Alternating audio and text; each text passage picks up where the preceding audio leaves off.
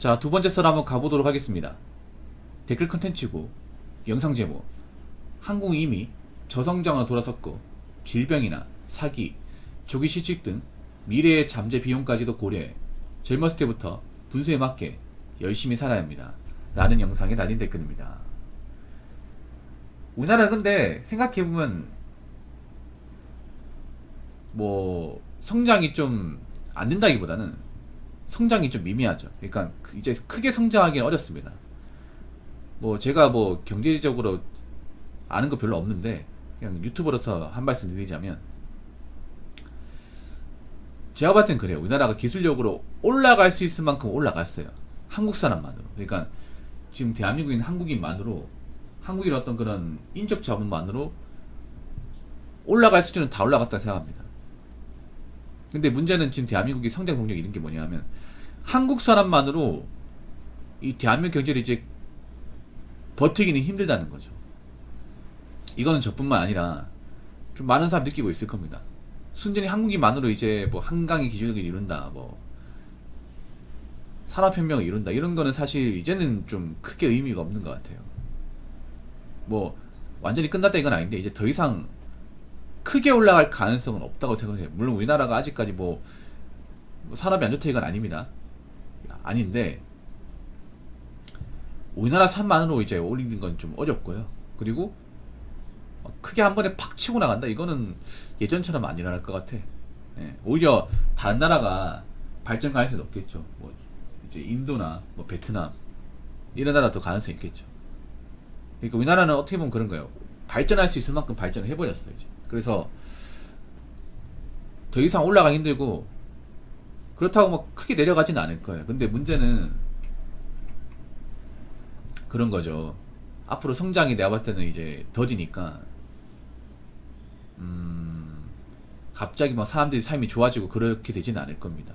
갑자기 벌이가 막 갑자기 확 늘어나고. 그리고 지금 대한민국의 문제가 뭐냐면, 사람들이 기본적인 좀 소비 습관이 좀 많이 올라왔습니다. 소비 수준이.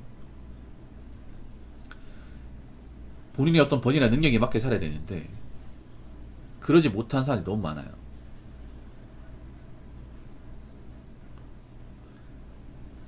지금도 여행 가는 사람도 많습니다. 물론 여행 갈 수 있습니다. 갈 수 있는데 능력도 안 되는, 놀고 있는데 여행 가는 사람도 많습니다. 그리고 지금 돈을 제대로 못 번 분들이 많아요. 자산이 없는 분들이 많습니다. 난 지금 걱정되는 게, 지금 대한민국이 1인 가구 늘고 있잖아요. 뭐 혼자 살 수 있습니다. 근데 문제는 1인 가구 사는 분들이 자산이 별로 없습니다. 왜냐? 죄다 월세거든요. 월세. 나 이게 진짜 안 좋게 보는 게 뭐냐면, 지금 젊은 사람들이 다 이제 지방보다는 윗지방으로 올라가고 있잖아요. 근데 이게 안 좋게 보는 게, 그 윗지방으로 올라가는 이제 사람들 중에 정말 좋은 직장 다니는 분들 얼마나 있을까요? 정말 괜찮게 버는 분들? 별로 없습니다. 별로 없어요. 그 서울에서 이제 나고 자라신 분들, 토박이 분들 아실 거예요. 서울 사람 중에서도 서울에 직장 다니면서 벌이가 좋은 분들 많이 없다는 거 아실 거예요.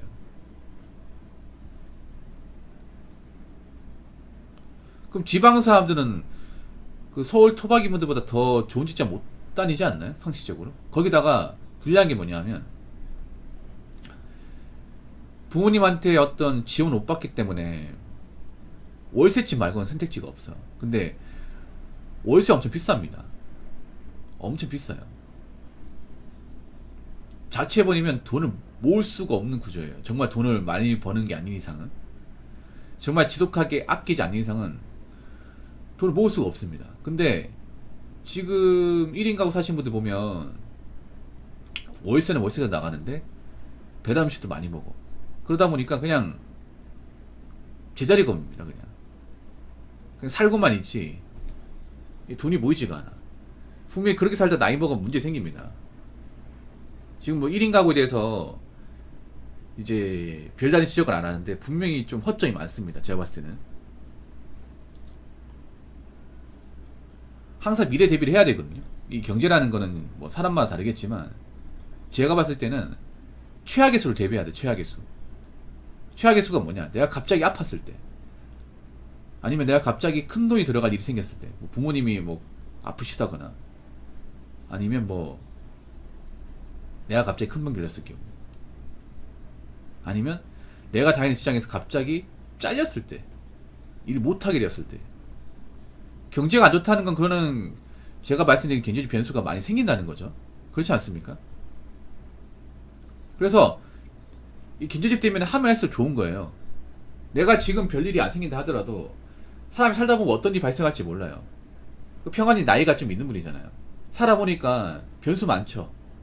굉장히 많죠. 특히 돈과 관련된 변수가 많죠. 돈은 많으면 많을수록 좋은 거 아닙니까? 자산은 모으면 모을수록 좋은 거 아니에요? 왜냐? 자산을 많이 가지고 있으면 웬만한 대비는 다 되거든요. 왜냐? 자본주의에서 발생하는 대부분의 문제는 다 돈이에요, 돈. 그럼 돈만 있으면 해결이 가능하다는 겁니다. 근데 많은 사람은 돈이 없어요. 돈이 없으니까 갑자기 위기가 생겼을 경우 해결하지 못하는 거야. 그럼 엎어지는 거죠.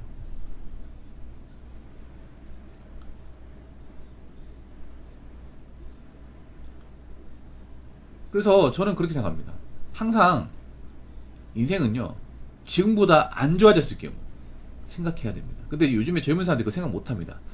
현재만 충실하고 5년 뒤, 10년 뒤, 아니면 내가 당장 불어닥칠 어떤 그 위기 상황에 대해서는 대처를 못 해요. 이게 분명히 큰 파장을 초래할 거라 생각합니다. 지금 젊은 사람들 보면 당장 행복한 거, 당장 맛있는 거 먹고 당장 좋은 데 가는 거, 이런 것만 생각하는 분들 좀 많습니다. 물론 모든 사람이 다 그렇다고 생각하지 않습니다. 열심히 사는 분도 있다는 거 알고 있어요. 근데 열심히 사는 분들도 알 거예요. 나는 괜찮은데 내 주변 지인들 보면 오늘만 산다, 뒤는 안 본다, 돈 안 모은다, 저축 같은 거 안 한다, 대출받는 사람도 많습니다. 걱정되는 사람도 많을 거예요, 여러분. 연애 봐도 저러다가 만약에 일 못하면 어떡하려고 하지, 그러지? 빚 못 갚으면 어떡하려고 그러지? 걱정되는 분들 많잖아요. 휘청휘청거리는 분들. 자기들은 괜찮다고 하는데 전혀 괜찮지 않은 분들 많이 있잖아요. 근데 저는 그렇게 생각합니다. 준비가 안 돼 있는 분들은 대가 세게 치를 겁니다. 준비가 안 돼 있는 분들은.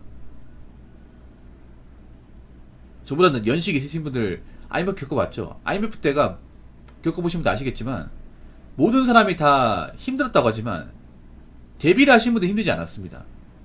자산 있는 분들은. 오히려 자산 있는 분들은 그때 부동산 이제 매물을 싸게 나왔을 때 건져가지고 좀 자산 넣으신 분들 많아요. 그렇잖아요. 돈이 없는 사람이 힘들었지. 경제 위기라는 게 그렇잖아요. 자산이 없는 사람이 힘들지, 있고 버텼던 분들은 힘들지 않았습니다. 오히려 그때 기회를 잡았죠.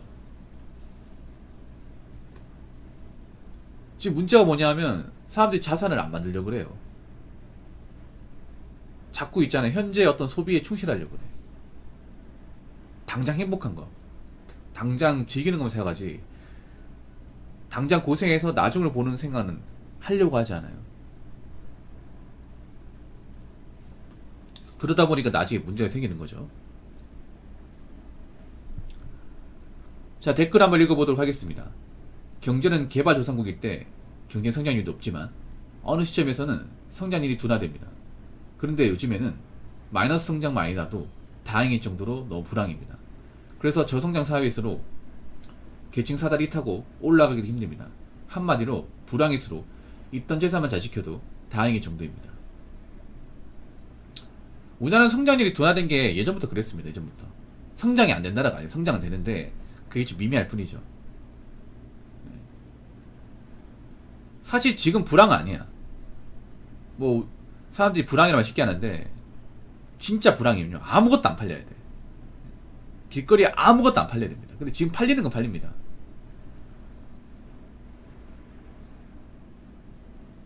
팔리는 건 팔려. 근데 여러분도 아실 거야. 뭐 사람 많은 데 가더라도 돈을 쓰는 사람들 많지 않습니다.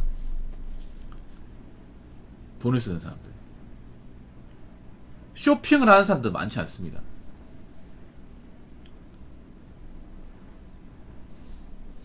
뭐냐 하면 요즘에 길거리 가보면 사람들이 돈을 쓰는지 안 쓰는지 볼 수 있는 거 뭔지 아세요?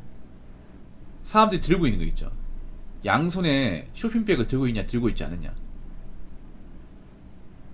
비닐에 포장된 걸 들고 있냐 들고 있지 않냐, 이걸 보고 판단하면 돼. 내수경계가 좋으면 사람들이 뭔가 들고 있어요. 여자분들 뭔가 들고 있습니다. 보통 여자분들 시내 가면요, 보통 이제 필요한 거 사려고 가는 거예요. 원래는 그렇습니다. 원래는 시내라는 게 사람 구경하려고 가는 게 아닙니다. 보통 필요한 물건 있죠, 유행하는 것들, 아이템을 사려고 가는 겁니다. 그럼 샀으면 뭔가 들고 나온 게 있어야 될 거 아니야. 그렇지 않습니까 여러분? 보통 남자분들 시내 가는 게 사람 구경하러 가는 게 아니에요. 보통은 뭐 시내에 좋은 물건 많으니까 뭐 살려고 가는 겁니다. 예를 들어 옷을 산다거나 신발을 산다거나 전자제품을 산다거나. 왜냐하면 시내라는 곳은 웬만한 물건이 다 있거든요. 그렇잖아요 여러분. 최신이 이용하는 물건이나 전자 아이템 이런 것들을 한 곳에 집약되어 있습니다. 그렇지 않습니까? 그 멀티플렉스 공간이잖아. 그래서 시내를 멀티플렉스라고 하잖아요. 그렇지 않습니까? 종합 쇼핑몰, 전자상가 다 밀집되어 있잖아. 그래서 거기 갔을 때 한 번 갈 때 한 바퀴 돌아서 양껏 사올 수 있잖아요. 그래서 보통 가가지고 돌아올 때는 이제 양손에 꾸러미를 들고 오잖아. 원래 그랬잖아요. 근데 지금은요, 빈손으로 갔다가 빈손으로 옵니다. 그러니까 어떠냐면 사람들이 보긴 해요. 건물 안에 들어가 하긴 하는데 막상 살 때는 온라인으로 삽니다. 스마트폰으로 삽니다. 그런 분들 많아졌죠. 여자분들 그런 분들 많을 겁니다. 그러니까 물건을 딱 봐. 많은 분들 물건 있어. 근데 사진 않아요. 많은 물건 딱 있으면 스마트폰으로 검색을 합니다. 네이버나 쿠팡 검색을 해요. 단어 검색해서 가격 비교합니다. 비교해보고 가격 차이 많이 나면 안 사요. 근데 대체로 오프라인이 다 비쌉니다. 웬만하면 다 비싸요. 예를 들어서 스마트폰 케이스 같은 거는 온라인이 월등하게 쌉니다. 이거는 정말 급한 거 아니면 스마트폰 케이스나 필름 같은 거는 온라인으로 주문이 가능해요. 그래서 케이스 같은 거는 실제로 잘 안 팔립니다. 잘 안 삽니다. 그렇죠 여러분? 옷 같은 경우에도 있잖아요. 온라인이 훨씬 더 쌉니다. 이게 온라인이. 그래서 옛날 같으면 이제 옷 같은 거는 오프라인으로 많이 샀는데 요즘에는 온라인으로 삽니다. 뭐 당근 같은 걸로. 왜냐, 이 옷도 있잖아요. 좀 사보면 자기 사이즈 알거든요. 그러면 특정 브랜드 같은 경우 옷 사이즈가 대부분 안 입어봐도 대충 맞습니다. 이게 물론 옷이라는 게 입어봐야 좀 이게 좀 가늠할 수 있는데, 자기 몇 번 옷 입다 보면 굳이 입지 않아도 이제 기장하고 사이즈 재면 얼추 맞거든요. 이게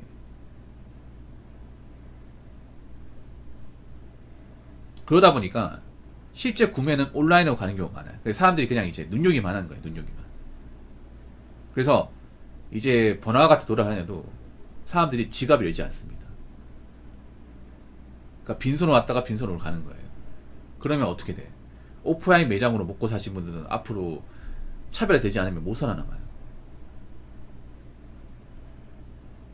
왜 서울 동대문 같은 데 가더라도 요즘에 옷 진열해도 쳐다도 안 봅니다. 사람들이.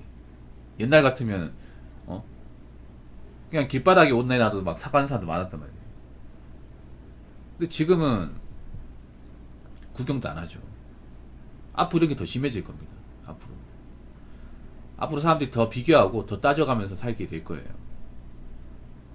그리고 제대로 금전적으로 대비가 되어 있지 않은 분들은 점점 가면 갈수록 버티기 힘들 겁니다. 그러니까 지금 내가 모아놓은 게 없잖아요.